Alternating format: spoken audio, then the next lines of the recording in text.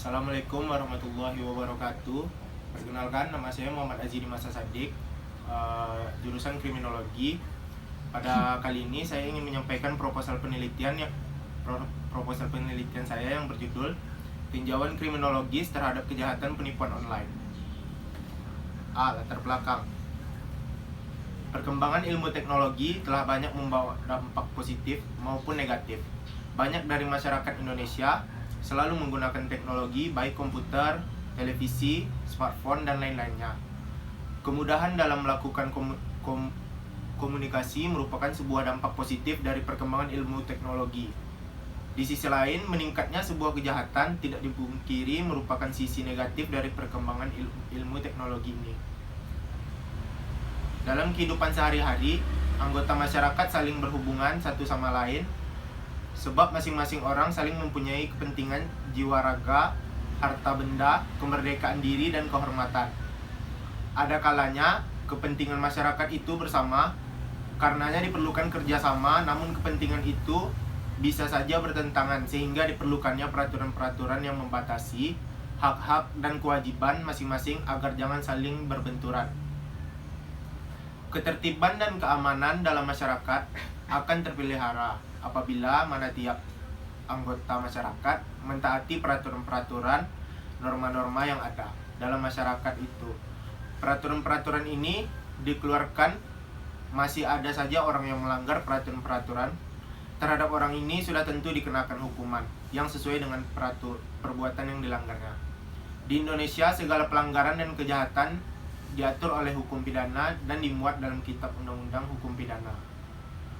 Sebagai negara hukum, maka perilaku berbangsa, bernegara, dan bermasyarakat diatur oleh hukum.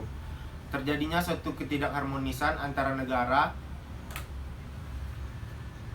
masyarakat, dan individu yang merupakan suatu pelanggaran norma atau hukum yang berakibat merugikan bangsa dan orang lain maupun diri sendiri. Pelanggaran hukum tersebut dapat dikatakan kejahatan atau tindak pidana sehingga tidak tercapainya tujuan hukum secara maksimal, salah satunya hukum pidana. Pidana merupakan sebuah hukuman penderitaan yang ditujukan kepada seseorang yang melakukan sebuah tindak pidana atau kejahatan. Kejahatan yang dilakukan akibat melanggar sebuah peraturan perundang-undangan. Akibat daripada itu, mereka harus mendapat sebuah sanksi tegas dari negara. Sanksi tersebut dapat berupa kurungan penjara, denda, atau pidana mati. Kejahatan dalam internet ini dapat dibedakan menjadi 3 bagian, yaitu pelanggaran akses, pencurian data, dan penyebaran informasi untuk tujuan kejahatan seperti melakukan penipuan melalui internet. Penipuan melalui internet atau penipuan online merupakan kejahatan yang marak terjadi saat ini. Pengguna internet yang semakin meningkat ternyata membuka kesempatan yang lebih besar bagi para penipu online untuk mendapatkan uang atau keuntungan dari internet. Ada banyak sekali pengguna internet yang mencari peluang melalui bisnis online. Dan ini memberikan ide bagi para scammer atau yang biasa disebut pelaku penipuan online untuk meraup keuntungan. Ada banyak modus penipuan di dunia maya, mulai dari toko online hingga penawaran bisnis online. Penipuan yang berkedok bisnis online dapat tersamar dengan sangat baik. Bahkan orang yang sudah sering bermain internet terkadang ia tidak menyadari bahwa dia sedang tertipu. Penipuan bisnis online bisa dilakukan dengan berbagai modus. Berikut ini beberapa modus yang biasa digunakan oleh pelaku untuk menjerat korbannya, seperti melakukan modus penipuan bisnis online berupa pembajakan akun. Biasanya pelaku akan membajak akun-akun yang dianggap menguntungkan, seperti akun media sosial toko ternama. Jika sudah mampu dibajak, maka aksi penipuan bisa dilancarkan dengan menggunakan akun dari seseorang yang terkenal, sehingga mudah dipercaya saat ditawari produk. Atau yang lebih parah lagi, korban disuruh mentransfer sejumlah uang. Modus penipuan bisnis online yang paling sering dijumpai pada saat bertransaksi seperti barang yang sampai kepada korban tidak sama dengan barang yang diperjualbelikan. B. Rumusan masalah. Berdasarkan uraian dan latar belakang di atas, maka ruang lingkup masalah pokok dalam penelitian ini dapat dirumuskan sebagai berikut. 1. Faktor-faktor apa saja yang menyebabkan terjadinya sebuah kejahatan penipuan online. 2. Bagaimana penanggulangan kejahatan penipuan online yang dilakukan oleh pemerintah. C. Tujuan penelitian. Berdasarkan uraian latar belakang dan pokok permasalahan sebagaimana telah dikemukakan di atas, Maka penelitian ini bertujuan untuk satu, untuk mengetahui faktor-faktor yang menyebabkan terjadinya kejahatan penipuan online.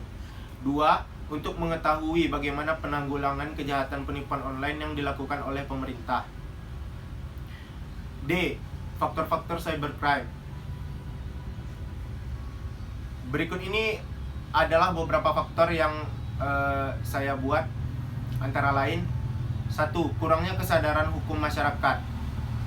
Kesadaran hukum merupakan kesadaran tentang apa yang sebenarnya atau tidak seharusnya kita lakukan berkaitan dengan aturan hukum yang berlaku di masyarakat saat ini. Kesadaran hukum masyarakat masih dinilai kurang terkait aktivitas cybercrime ini. Hal tersebut dikarenakan kurangnya pemahaman masyarakat terhadap cybercrime, baik itu tindakan maupun efek yang ditimbulkannya. Banyak masyarakat kurang atau belum sadar atas perbuatan yang dilakukan. Terkait aktivitas di dunia maya, dimulai dari maraknya pembuatan pencemaran nama baik hingga tindak membajak akun sosial orang lain. Yang kedua, keamanan. Pelaku cybercrime tentunya akan merasa aman saat menjalankan aksinya. Hal ini tidak lain karena media yang digunakan dalam menjalankan kejahatan berupa akses internet yang lazim digunakan di mana saja, baik itu tempat tertutup maupun terbuka. Kurangnya sistem keamanan dari internet membuat siapapun bebas berekspektasi di dunia maya tanpa memerlukan batasan, sehingga mendorong pertumbuhan cybercrime. Yang terakhir, yang ketiga, aparat penegak hukum. Secara umum, aparat penegak hukum masih sangat minim pengetahuan dalam penguasaan operasional komputer dan pemahaman terhadap hacking komputer serta kemampuan melakukan penyidikan terhadap kasus-kasus kejahatan di dunia maya. Sekian dari proposal penelitian saya. Mohon maaf bila ada salah kata. Wassalamualaikum warahmatullahi wabarakatuh.